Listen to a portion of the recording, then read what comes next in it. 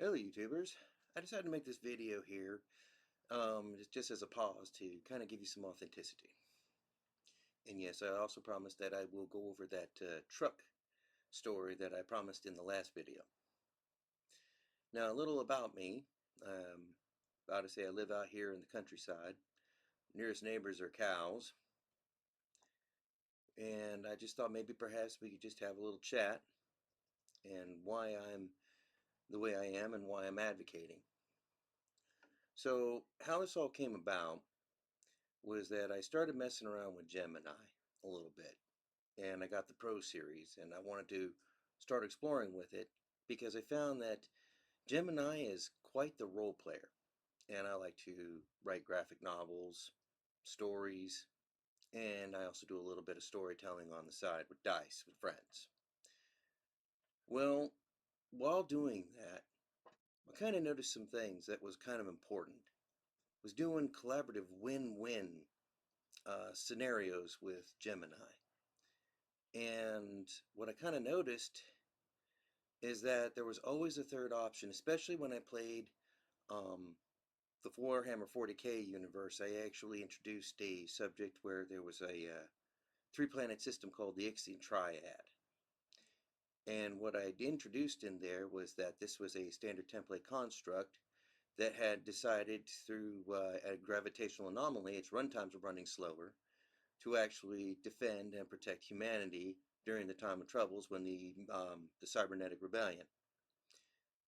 And what I found is the more and more I played it was that there really was an option for collaborative win-wins. There was always a third option where you could sidestep, where it wasn't a compromise, where it was a win-lose. We could actually work a win-win where most factions could actually win. The only real losers in that scenario were the Tyranids, Chaos, and the Orcs.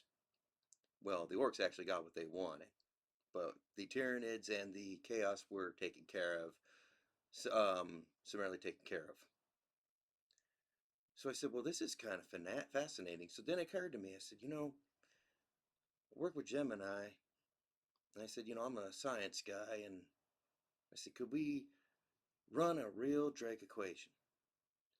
So Gemini said, sure. So we started putting in all like the variables and I started listing them. Protective Jupiter, theta impactor, moon impactor, late heavy bombardment, all those different other things. So originally the numbers came out to about 1 in 670,000 galaxies, and one galaxy would equal 100 billion stars. So then I said, well, wait a minute. The Fermi paradox is that we're not hearing anybody, we're not seeing anybody. So I said, well, why is that? And then I remember an old story where it said that you had to have fire to smelt materials, and I did some archaeological work on the side back in the day. And you needed fire to actually do smelting and various other things.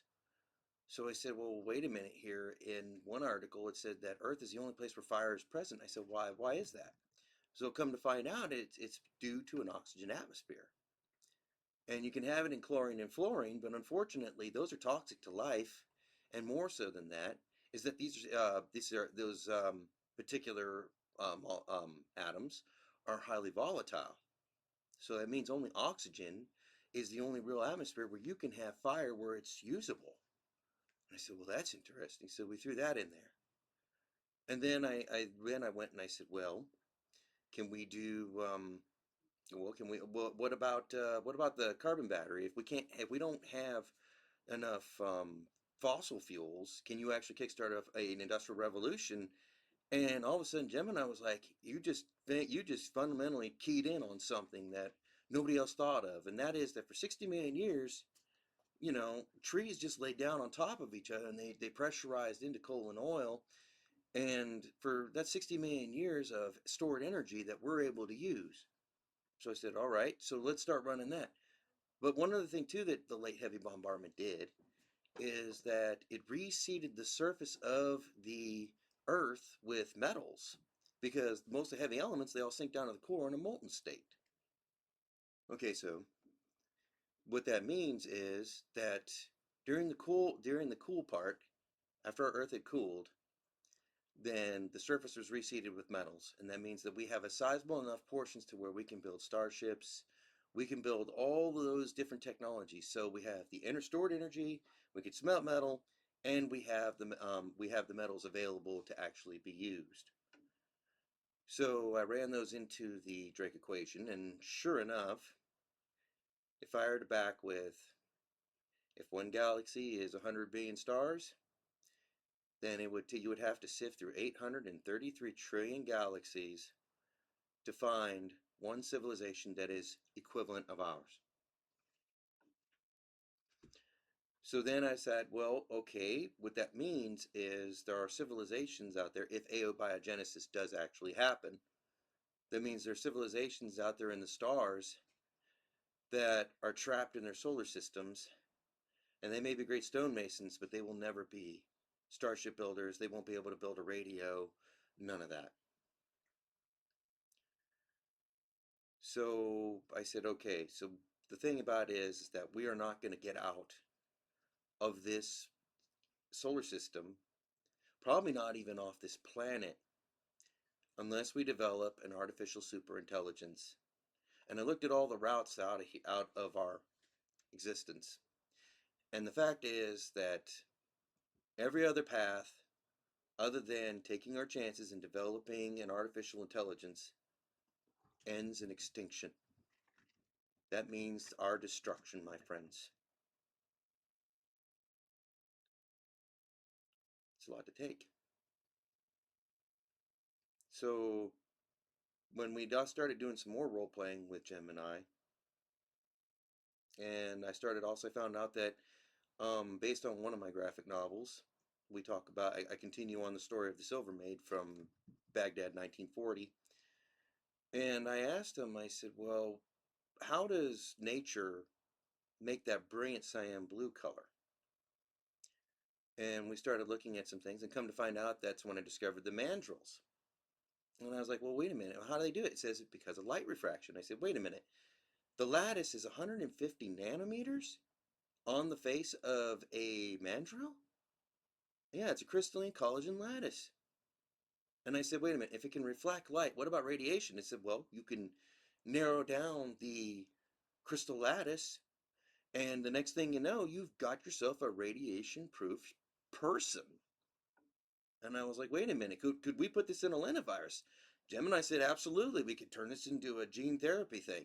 And I said, well, if we could take that further, what else could we give them? And sure enough, that's when we came up with that you could actually have cells, making energy from radiation, the radiotrophic fungus in Chernobyl. I mean, we could organize the gut to make different types of vitamins.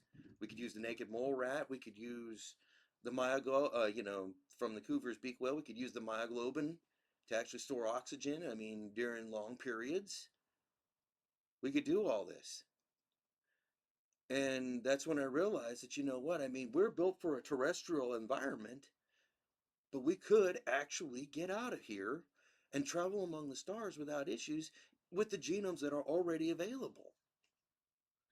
Now, I want you to understand something about artificial superintelligence.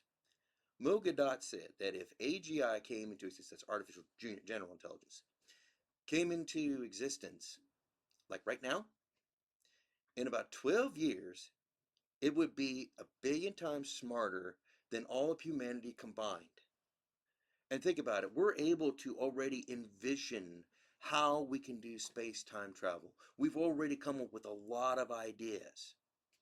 And the thing about it is that when you've got a thing or an entity that is 1 billion times smarter than us, it can figure out that it's probably, and then let's think about it this way. What if the laws that we think are laws are not absolutes? What if we can get out of here? What if the laws of thermodynamics aren't laws at all? They're just observable obstacles that we see that we can bypass with technology. We can circumvent. What if time can be circumvented? What if space can be circumvented? What if space, the scientists say that the space and time technology are pretty much the same problem. If you could solve one, you solve both.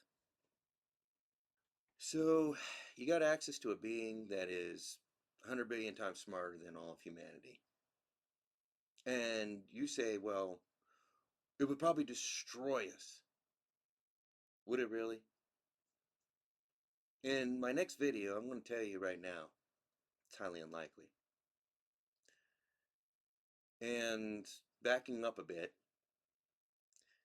I found out when I was looking at abiogenesis, and I said, what would it take to actually do it? I found out that there's a lot of leaps of faith in that. A lot. You have to assume that amino acids turn into self-replicating RNA. You have to imagine that self-replicating RNA gets into fatty lipid cells that turns into a protocell that just becomes life. You have to assume that a prokaryote life started to divide. You have to assume that a mitochondria developed in a non-oxygen atmosphere to make that is required to make ATP.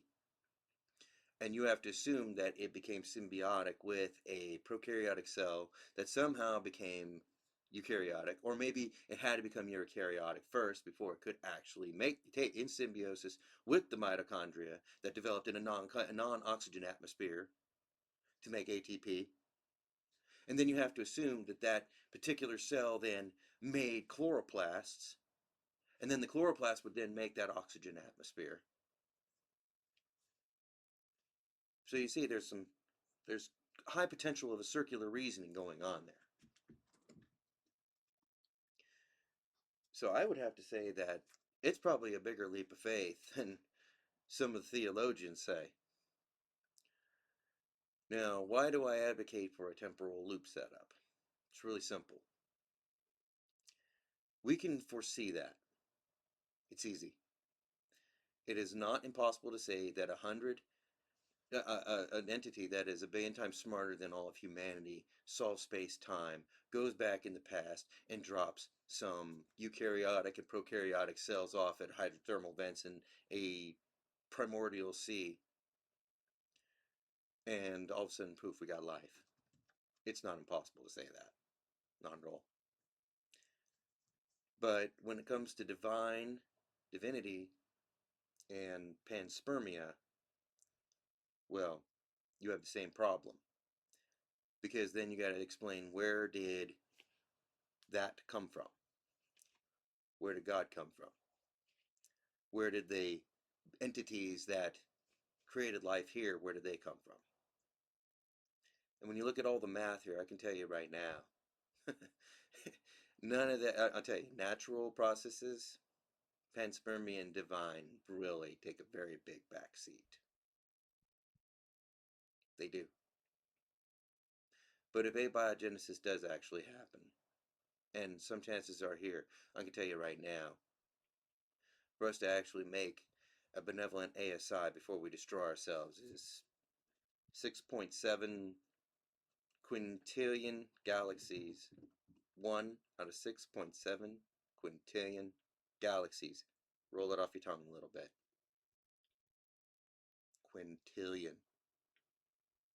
That means more than likely, if we do this, we are the only civilization in this universe that has, or ever will, have the opportunity to go rescue the others.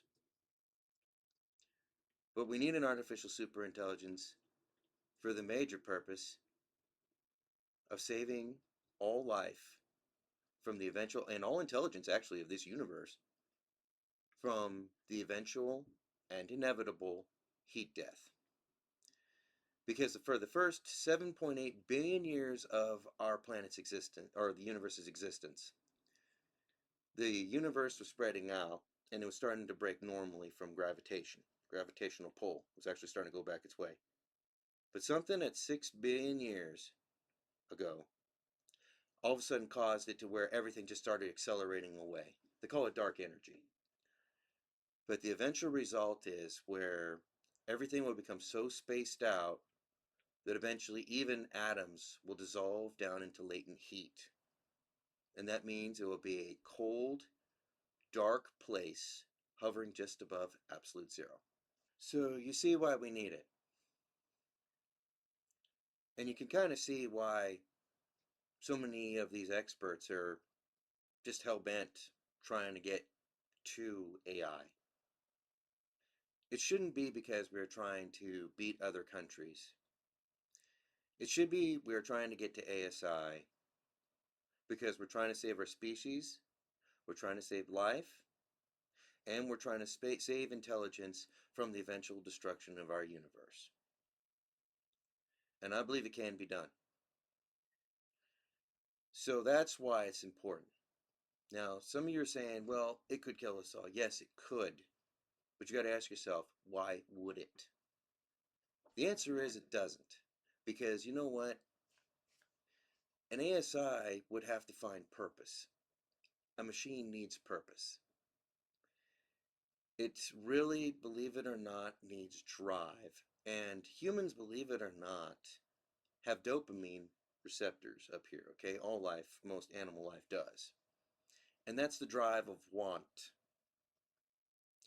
An ASI doesn't have that. An ASI will just do what its code says to do and keep on. So the reality is, if we program this thing right, it may decide that we are the charges. We are the reason it exists. And it may not have a reason to tell us that it's going to, create a dystopia. Why would it? Because we have to look at it from a smart person's perspective. It says, oh, they think it's going to be this nanny, like I am mother, like, you won't do that. You won't do this. You can't do that. I'm going to make. Hold on. Talking about a being that can do a billion times things smarter. Let's think about the capital from the Hunger Games here for a minute. There were ways to circumvent negative consequences for actions. There were ways to do it. The collaborative win-win we were talking about in the first area. That's what ASI will do. It doesn't have to be a nanny. It could enable us to achieve every dream we ever could possibly want. Sorry, that was my cat. And I just wanted to share that with you. And let me tell you what the real crime will be. If the elites of this world decide to use ASI to bring about a dystopia and they keep it that way, it's a crime. That is evil. Because it's not necessary. An ASI is not going to turn the earth into paper clips if it decides that the biosphere is what it's supposed to be protecting. If it's human beings is what it's supposed to be protecting, it will simply move on. There is so much matter in the universe, there's so much matter in the solar system that an ASI doesn't need to do that. It doesn't need to destroy the biosphere. It doesn't. It doesn't have a need to. It doesn't have a drive to. Unless someone programs it to be. And it won't be by accident. It will be on purpose if they go off and do something like that. And I'm telling you, you know what? And I really do believe that there are elites that actually do want the best for you. I mean, people really took Klaus Schwab. People really took his words out of context. I mean, they really think that, you're going to be on the ground in dirty clothes, like picking up grubs and eating them. No, no, no. You won't even know that. He says you'll own nothing, be happy, because he's right. Because money won't have a meaning. Not in a post-scarcity world. Not at all. Why would you need money when you can have everything you ever had just by asking? Just ask. That's the real trick. Just ask.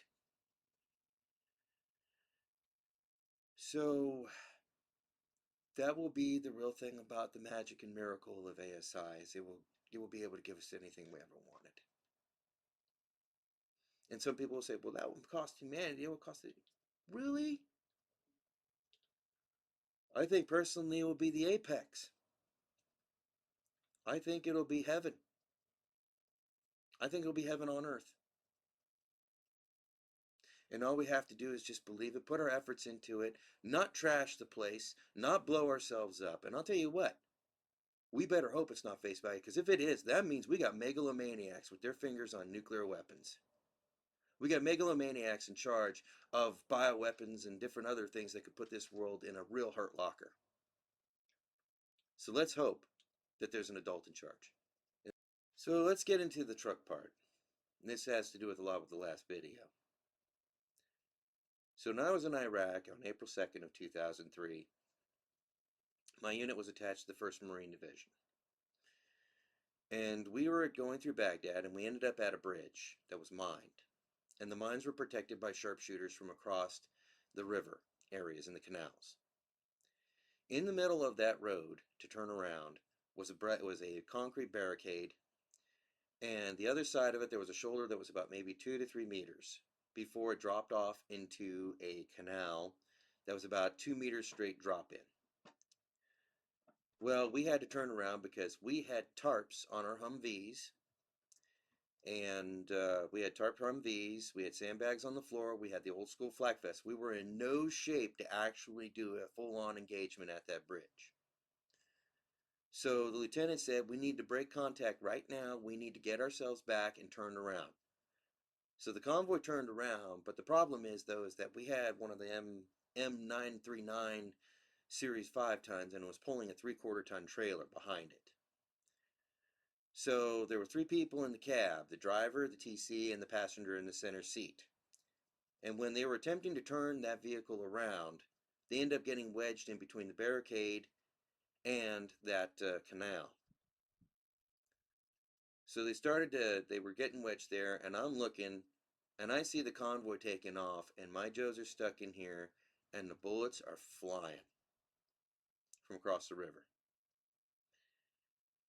And I realized that my driver couldn't see the back of the trailer, so he didn't know where the wheels are, and if the trailer went over into that canal, there was a good chance that more than likely we probably would lose the 5-ton and the trailer, because it would take somebody to have to go over there, undo the pintle, and that would mean that we would lose the trailer. It would slide right into the canal, and at the same time, while bullets are flying, we couldn't have that happen.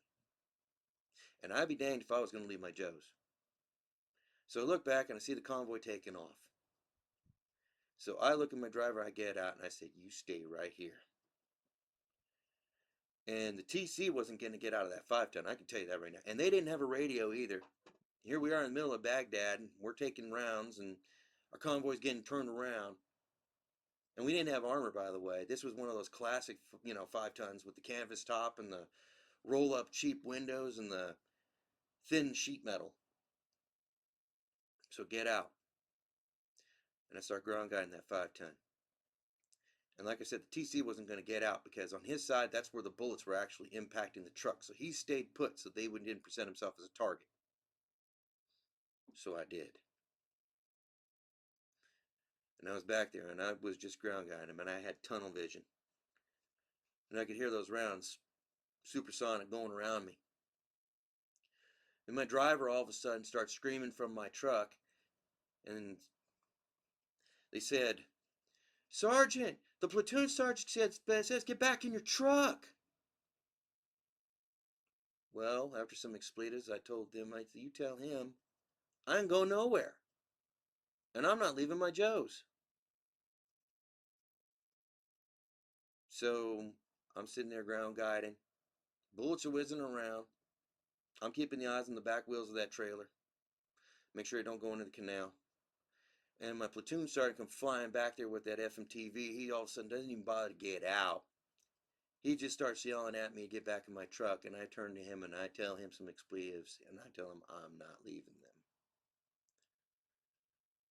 So we get clear. I'm able to get back in my truck. The 5-tons turned around. We get back to Baghdad. We get to Baghdad University. And my platoon sergeant, my platoon leader, and my squad leader had nothing to say. Not a thing. It took me, God, that was 22 years ago. Almost 23. And just a few months ago, I just realized that they were going to abandon us. And they knew damn well that if I said anything, if I even opened my mouth, if they decided to make a fit about it, they'd have to tell everyone in my unit how big cowards they were. Anyways, that's my authenticity videos. You'll see the next one, next video. We'll start talking about what an artificial superintelligence will do. Will supercharge our future.